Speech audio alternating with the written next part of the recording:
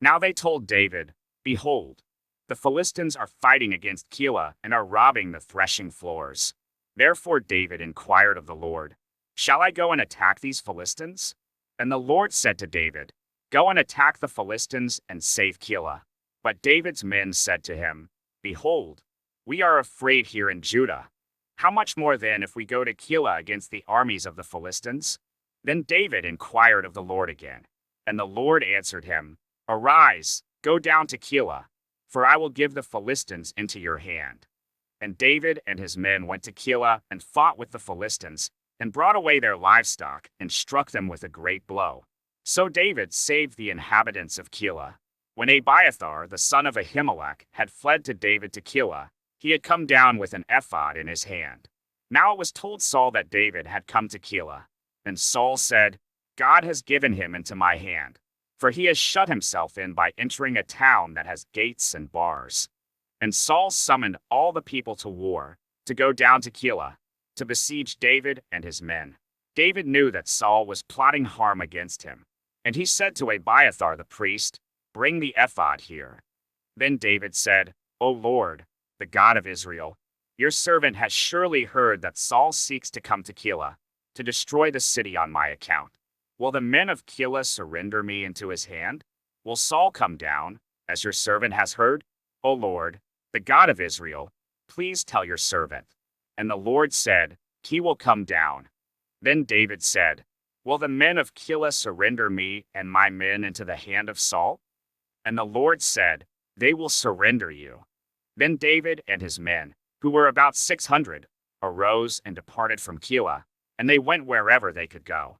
When Saul was told that David had escaped from Keilah, he gave up the expedition, and David remained in the strongholds in the wilderness, in the hill country of the wilderness of Ziph. And Saul sought him every day, but God did not give him into his hand. David saw that Saul had come out to seek his life. David was in the wilderness of Ziph at Horish, and Jonathan, Saul's son, rose and went to David at Horish, and strengthened his hand in God. And he said to him, "Do not fear, for the hand of Saul my father shall not find you. You shall be king over Israel, and I shall be next to you. Saul my father also knows this."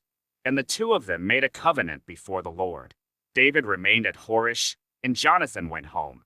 Then the Ziphites went up to Saul at Gibeah, saying, "Is not David hiding among us in the strongholds at Horish, on the hill of Hachilah, which is south of Jeshimon? Now come down, O king, according to all your heart's desire to come down, and our part shall be to surrender him into the king's hand." And Saul said, "May you be blessed by the Lord, for you have had compassion on me. Go, make yet more sure. Know and see the place where his foot is, and who has seen him there, for it is told me that he is very cunning. See therefore and take note of all the lurking places where he hides, and come back to me with sure information. Then I will go with you. And if he is in the land, I will search him out among all the thousands of Judah." And they arose and went to Ziph ahead of Saul.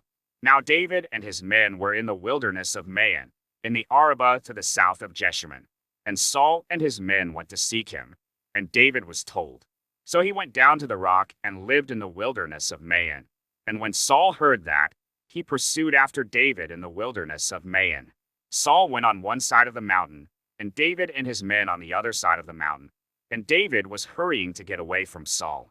As Saul and his men were closing in on David and his men to capture them, a messenger came to Saul, saying, "Hurry and come, for the Philistines have made a raid against the land." So Saul returned from pursuing after David, and went against the Philistines. Therefore that place was called the Rock of Escape. And David went up from there, and lived in the strongholds of Engedi.